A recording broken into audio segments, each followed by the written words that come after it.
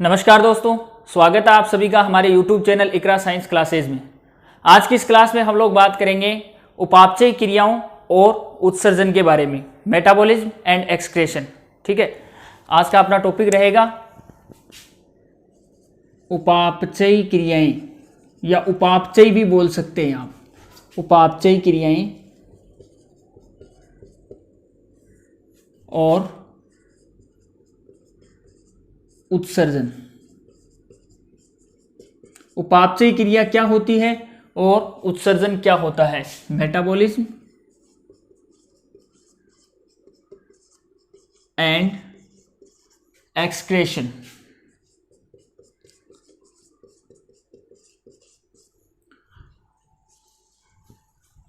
सबसे पहले इसमें हम बात करेंगे उपापचय क्रियाओं के बारे में, यानी मेटाबॉलिज्म के बारे में। उपापचय क्या होता है, मेटाबॉलिज्म क्या होता है, या उपापचय क्रिया जो है वो क्या होती है। तो उपापचय क्रियाओं की अगर हम बात करें तो उपापचय क्रियाएं सामान्यतः उन क्रियाओं को कहते हैं जो जीवों के कोशिकाओं के अंदर संपन्न होती है। जीवों की कोशिकाओं के अंदर संपन्न होने वाली विभिन्न रासायनिक क्रियाएं जो है वो उपापचय क्रियाएं कहलाती है, जो विभिन्न प्रकार के एंजाइमों की सहायता से संपन्न होती है और उनके संपन्न होने से सामान्यतः ऊर्जा का उत्पादन होता है। ठीक है, इसके अलावा जैव अणु टूटते हैं, जैव अणुओं का निर्माण होता है। तो उन समस्त क्रियाओं को हम क्या कहते हैं, उपापचय क्रियाएं, या इस प्रक्रम को हम कहते हैं उपापचय या मेटाबॉलिज्म कहते हैं। ठीक है, उपापचय क्रियाएं जो है वो सामान्यतः उनकी सहायता से जो है कोशिकाएं जीवित रहती है, कोशिकाओं को जीवित रहने के लिए आवश्यक होती है। उपापचय क्रियाओं में ऊर्जा उत्पन्न होती है और वो जो ऊर्जा है वो सामान्यतः जो भी लिविंग ऑर्गेनिज्म है, जो भी सजीव है, उस सजीव को अपने लाइफ सस्टेनिंग के लिए, अपने जीवन का अस्तित्व बनाए रखने के लिए आवश्यक होती है। तो सामान्यतः उपापचय क्रियाएं जो है वो कोशिकाओं में होने वाली वो क्रियाएं हैं जो सजीव के जीविका के लिए या सजीव जो है उसकी जीवित रहने के लिए आवश्यक होती है। उन क्रियाओं को हम कहते हैं उपापचय क्रियाएं। क्यों? क्योंकि उपापचय क्रियाओं में सामान्यतः एनर्जी रिलीज होती है, एनर्जी प्रोडक्शन होता है, ऊर्जा का उत्पादन होता है, और वो जो ऊर्जा होती है वो सामान्यतः कोशिकाओं के द्वारा विभिन्न प्रकार की क्रियाओं को करने के काम में आती है। तो सबसे पहले उपापचय क्या होता है, तो कोशिकाओं में होने वाली या कोशिकाओं में एंजाइमों की सहायता से, एंजाइमों द्वारा होने वाली विभिन्न रासायनिक क्रियाएं, ये कहलाती है उपापचय क्रियाएं।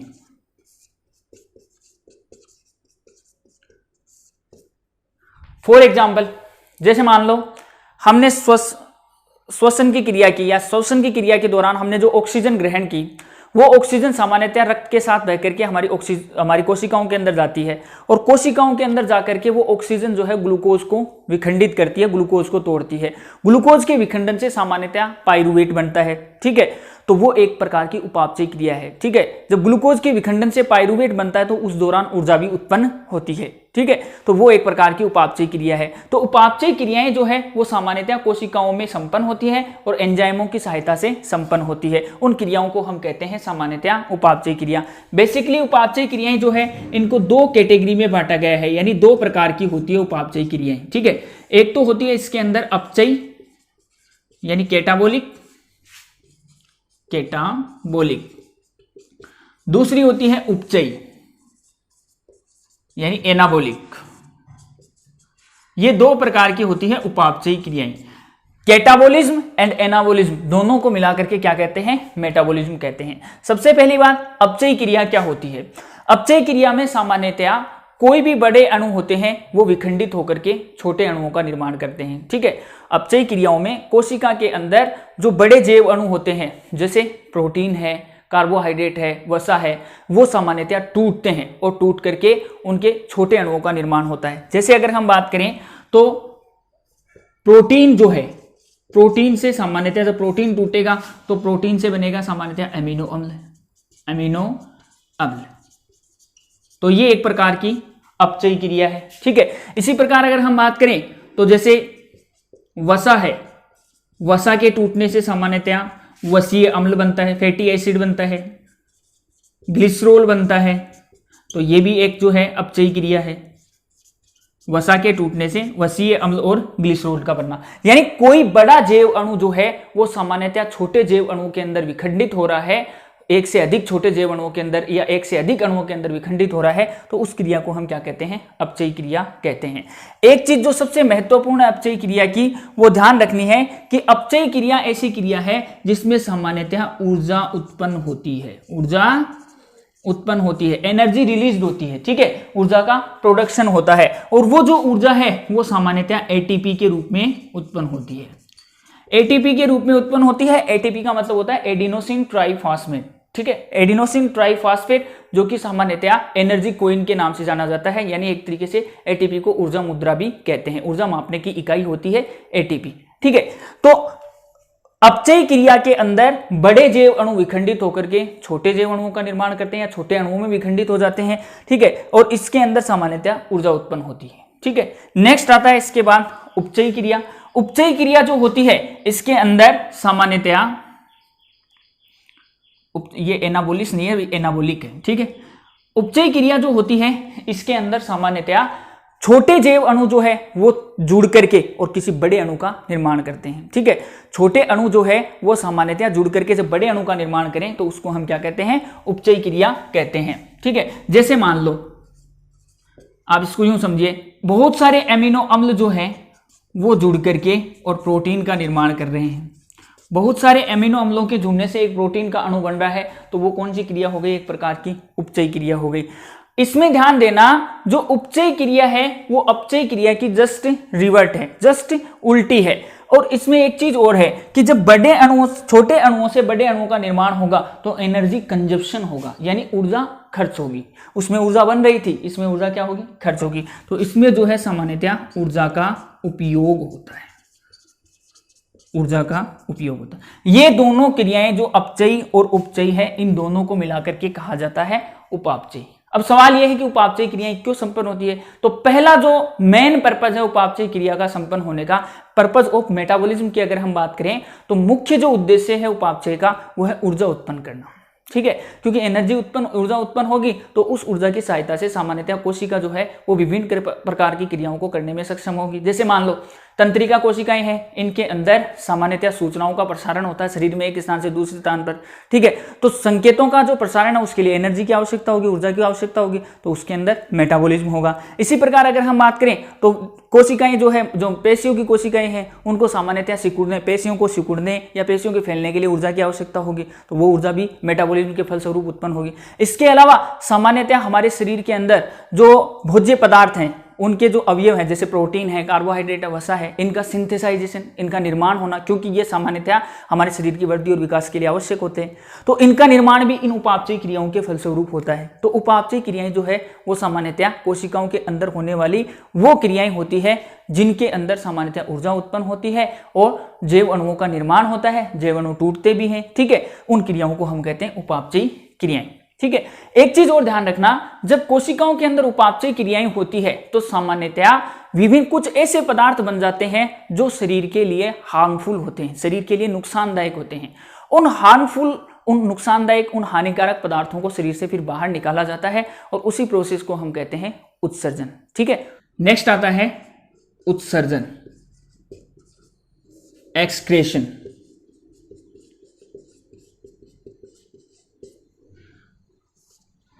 तो उत्सर्जन का मतलब होता है सामान्यतः उपापचयी क्रियाओं में बने हुए अपशिष्ट पदार्थों को शरीर से बाहर निकालना, ठीक है। उपापचयी अपशिष्टों को निकालना, उपापचयी अपशिष्टों को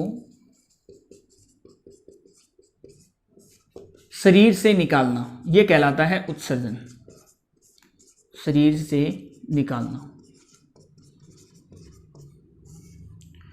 removal of metabolic waste product is called excretion, यानी उपापचयी क्रियाओं में बने हुए अपशिष्ट पदार्थों को शरीर से बाहर निकालना। अब देखो, ये जो अपशिष्ट पदार्थ है, अपशिष्ट हैं, जो वेस्ट हैं, ये जो वेस्ट हैं, ये सामान्यतया कौन कौन से हो सकते हैं, यानी सवाल ये आता है कि उपापचय क्रियाओं में सामान्यतया ऐसे कौन से पदार्थ होते हैं जो शरीर के अंदर नहीं रह सकते, यानी उनको शरीर से बाहर निकालना जरूरी होता है। तो ध्यान देना, ये जो भी अपशिष्ट पदार्थ हैं, जो उत्सर्जी पदार्थ, जिनको आप उत्सर्जी पदार्थ कहेंगे, ठीक है, उत्सर्जी पदार्थ भी कह सकते हैं, अपशिष्ट पदार्थ भी कह सकते हैं। ये अपशिष्ट पदार्थ या उत्सर्जी पदार्थ जो है वो कौन कौन से हैं, तो ये सामान्यतया निर्भर करता है जो जंतु है, कोई भी जंतु है वो सामान्यतया क्या खा रहा है, यानी उसकी कोशिका के अंदर सामान्यतया किस फूड सब्सटेंस का यूटिलाइजेशन हुआ है, किस पोषक पदार्थ का उसकी कोशिका ने उपयोग किया है, इस बात पर निर्भर करता है अपशिष्ट पदार्थ कौन से हैं। ठीक है, तो अगर हम बात करें, जैसे मान लो मनुष्य के संदर्भ में अगर हम बात करें, जैसे अपशिष्ट पदार्थों की अगर हम बात करें, अपशिष्ट पदार्थ,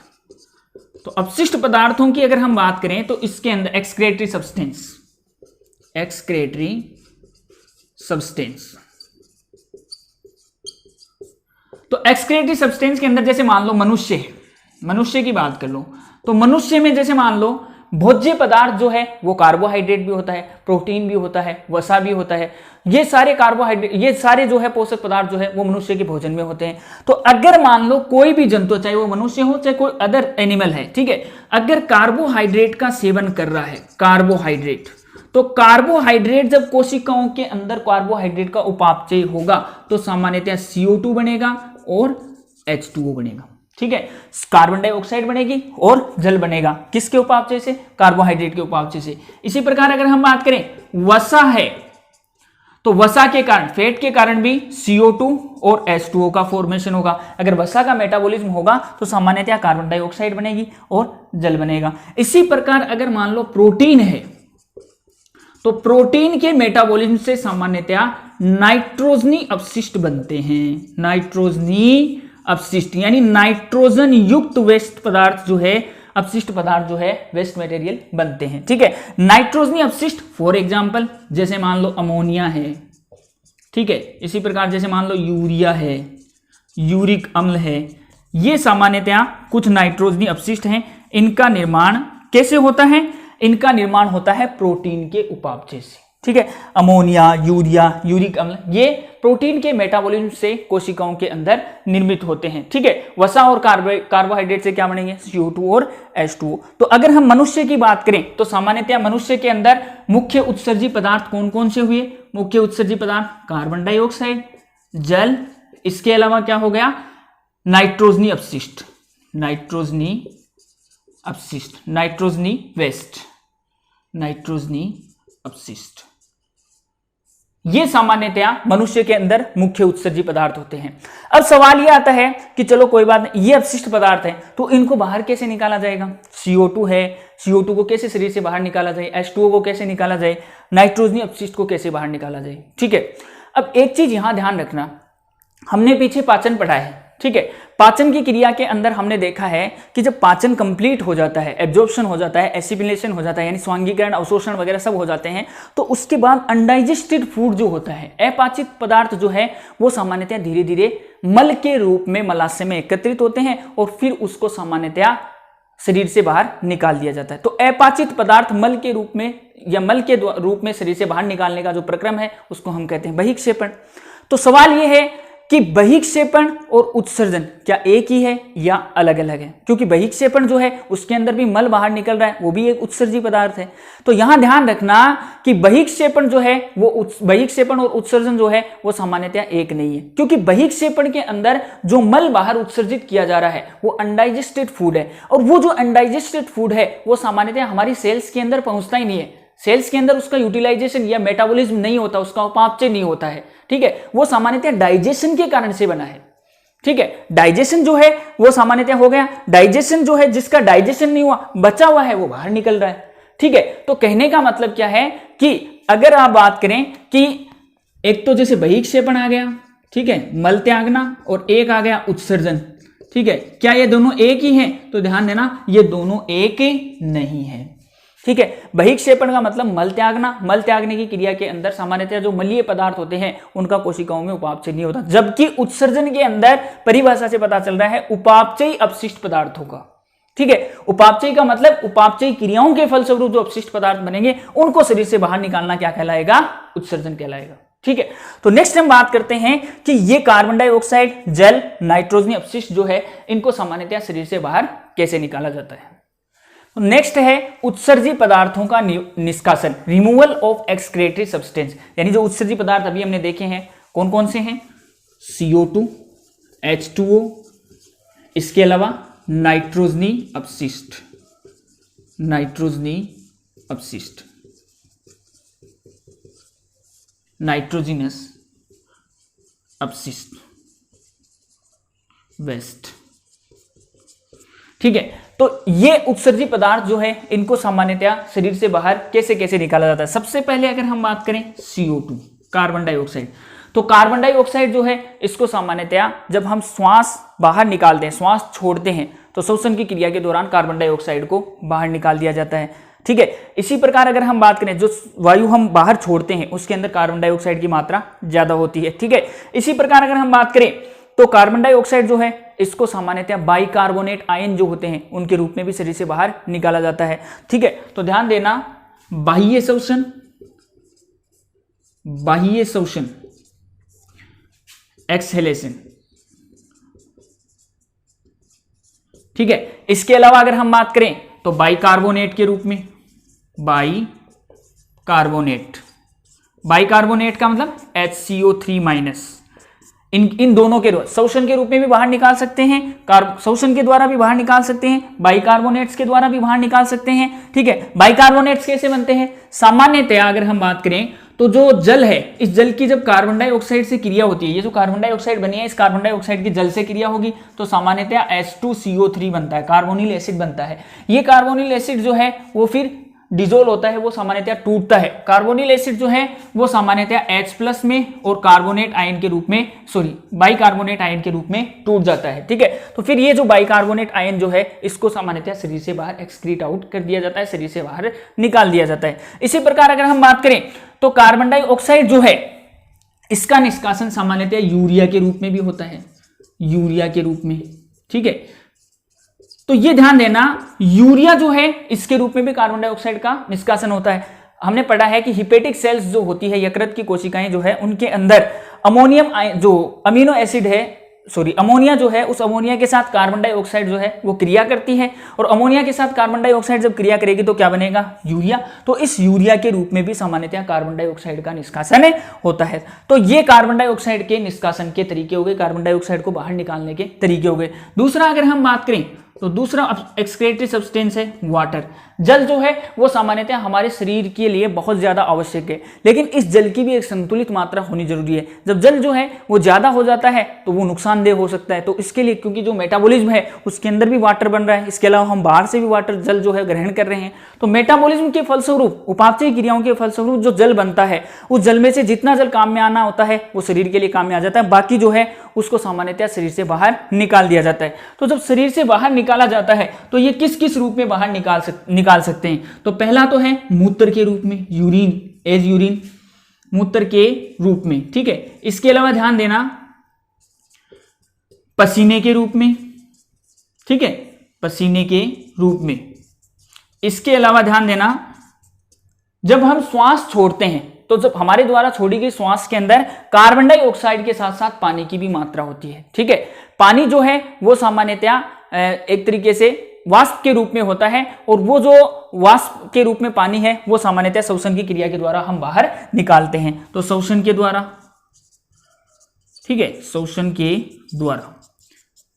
इसमें एक चीज ध्यान देना कि एक सामान्य व्यक्ति जो है वो सामान्यतया एक दिन में लगभग 400 से 450 मिलीलीटर पानी जो है वो सामान्यतः श्वास के रूप में बाहर निकाल देता है। 400 से 450 मिलीलीटर पानी श्वास के रूप में बाहर निकालता है। ठीक है, वो पानी जो है वो सामान्यतः वाष्प के रूप में होता है, हम जो वायु छोड़ते हैं बाहर उस वायु के साथ भी बाहर निकल जाता है। ठीक है, इसके बाद अगर हम बात करें तो नेक्स्ट आ जाते हैं नाइट्रोजनी अपशिष्ट। तीसरा है नाइट्रोजनी।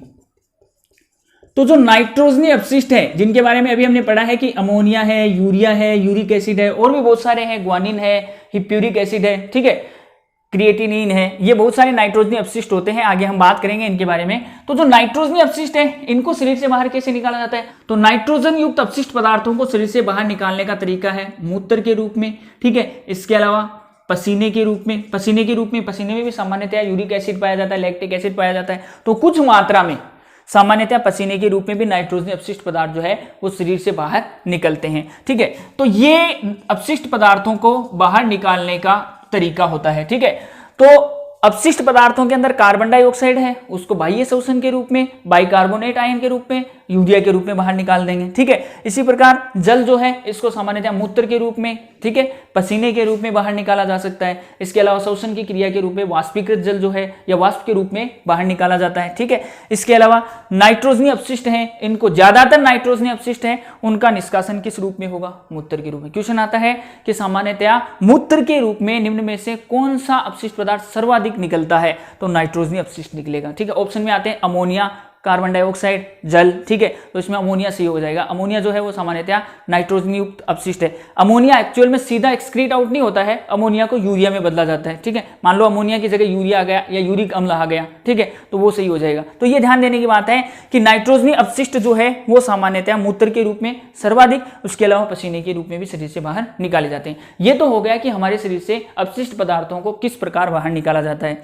नेक्स्ट आता है इसके अंदर कि नाइट्रोजनी अपशिष्ट जो है वो कौन कौन से हैं, ठीक है।